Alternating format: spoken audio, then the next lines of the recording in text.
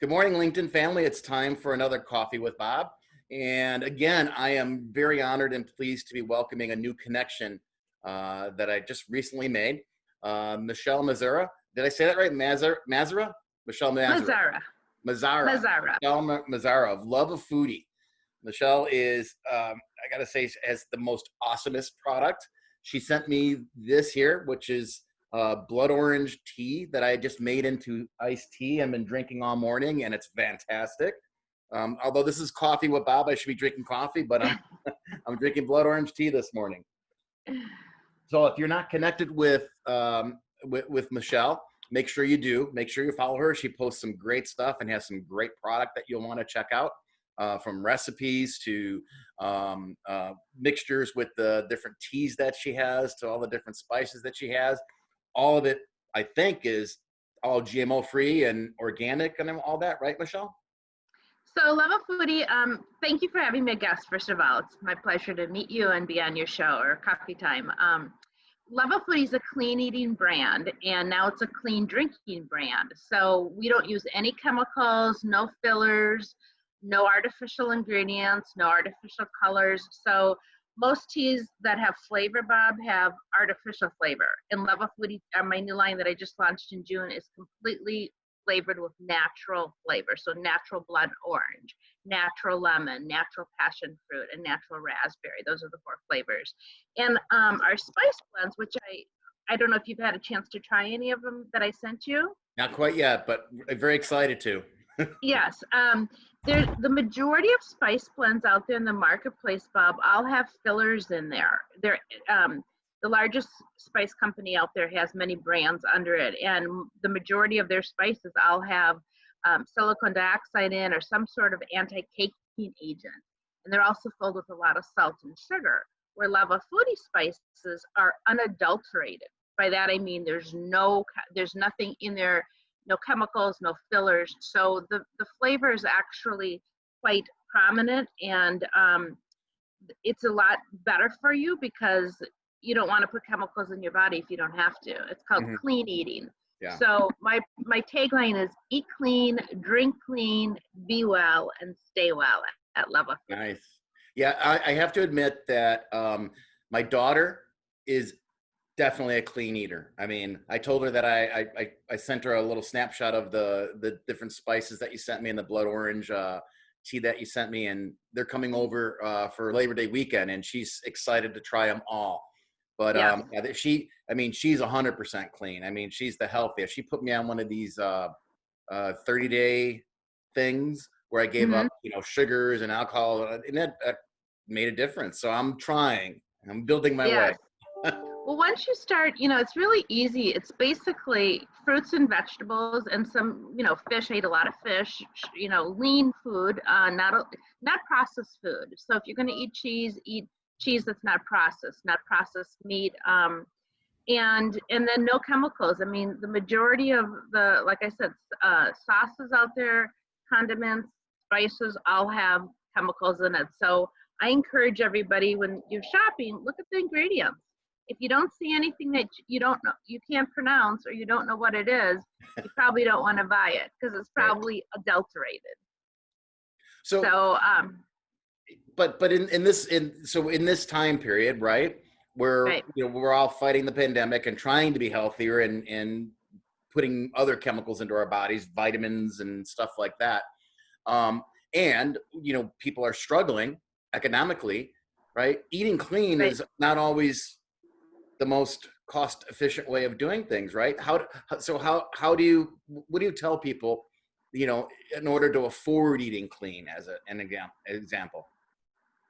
Well, I think a lot of people, especially during the summer, you can go to the farmer's market, and the vegetables and the fruits are all pretty reasonably priced. You can process, you can preserve your stuff by freezing it. Tomatoes, for example.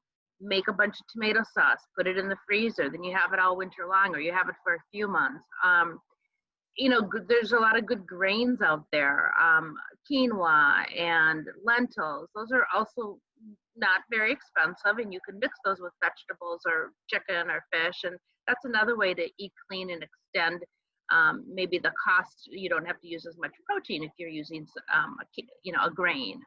Hmm. So I think you need to be creative. To your point, it is sometimes not the most convenient way to eat, especially if you have a large family and you're on the run. But I think with the pandemic and more people at home, moms and dads are getting more creative and coming up with different ways to cook for their children and also extend what they're buying as far as the value.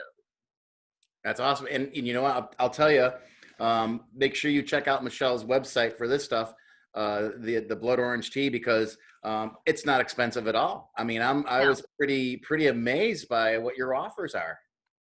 Bob, this is the funny thing about the tea line. It actually comes to be 25 cents, about 25 to 30 cents a serving per glass. So when you think about going to some of the gourmet coffee shops and getting a glass of iced tea, you're probably spending anywhere between $4.50 and Yeah. $5, and the majority of it is ice.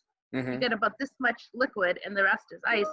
So no, this you get actually 48 servings, and it makes one tea bag makes 8 cups. So it Yeah, makes a that's lot of awesome. iced tea. Yeah. My spices too are very economical. It's $14.99. You get 2 spice blends on Luvafoodie or Amazon.com, and that includes shipping.